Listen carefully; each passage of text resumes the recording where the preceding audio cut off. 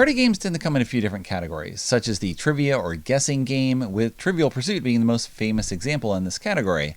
You're trying to get other players to guess a word, a phrase, an object, a movie, whatever it happens to be. Trivial Pursuit, of course, is highly scripted, where you are given both the thing to say and the answer that must be given. You have something more freeform like Taboo, where yes, you must get the other player to guess that thing, but you are free to say almost anything in order to make that happen. Codenames falls in this category. You have a lot more freedom in what you're saying in a very scripted manner, with you being able to say only one word, but the combinations of what you're trying to get them to say are kind of up to you. So you have a lot of creativity to make things happen there. You have other categories like the acting or charades category, with Time's Up being possibly the best example. You have drawing games, Pictionary, most famous one here. They're all mainstream party games that everyone knows because they've been on the market in one form or another for 30 years. So you find lots of variations within these categories. One new one that has come out in the drawing category has the name Dekalko from Korean publisher Happy Baobab. I'm not quite sure what Dekalko means because it sounds more like a math game. But we got Let's Draw. And what's funny is this is a drawing game by Roberto Fraga and Sebastian de Sade, in which you don't draw. Well, sort of. You don't freehand draw. You instead trace. And how much you trace is up to you. Here are the components in Dekalko. We have 6 markers, 6 erasers, 6 cardboard envelopes with a plastic sheet in front. We have a deck of 100 double-sided image cards. Each player at the beginning of a round is going to take a card and put it inside their envelope so that they see what's on the other side and no one else does. And once everyone has that ready to go, the round begins. Once everyone is ready, someone says go, and you start drawing on your placard, or more specifically, tracing. Because you're not trying to draw an original image, you're just trying to get people to guess what is on your card, and you draw as much as you want. As soon as you're done, drop your pen, grab the top placard. The placards range from 4 to 1. You adjust that based on the number of players. This is how many points you will score if someone guesses your image correctly. You then take this, you slide it into your envelope in front of your image so that now all people will see is your tracing. And sometimes it's pretty good, and sometimes you're like, oh, perhaps I should have spent a little more time on that.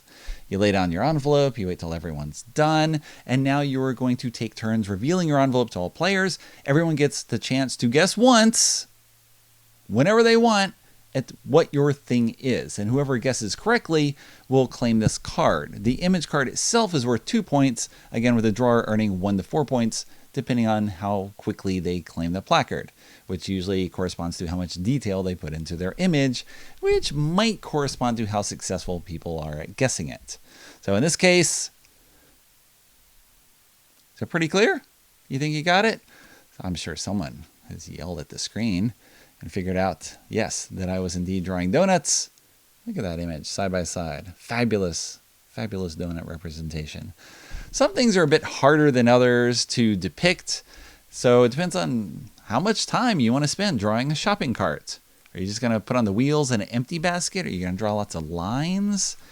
How detailed are you going to get? With a figure skater, they might say gymnast, unless you somehow make it clear, I got to trace the skate as well. An archer, do I have to do the target, or is it just a bow and arrow? How detailed on the person to make sure it's a person and not a weird assortment of lines? A waffle, or is it waffle a la mode? How correct does your answer have to be? We've had some cases where there was an airline pilot with a face mask on, and there was another jet in the background, like an Air Force jet. It's not clear. We're supposed to guess jet or pilot or whatever. We don't worry about it too much. As a party game, you're just trying to enjoy what people are doing. So waffle a la mode, waffle as you wish. Just put lots of crannies in there for the waffle. Make sure they get it. Spend a lot of time getting it right. I've played Dekalko 5 times on a review copy from Happy Baobab with 3, 4, and 6 players. The experience changes a bit with 6 just because there are so many people drawing. It's interesting to see the range of styles, of tracing styles, and how detailed some people want to be. Some do a little more freehand than they should, being like, yeah, sure, this is how the pizza looked. And it didn't look like that at all, but whatever.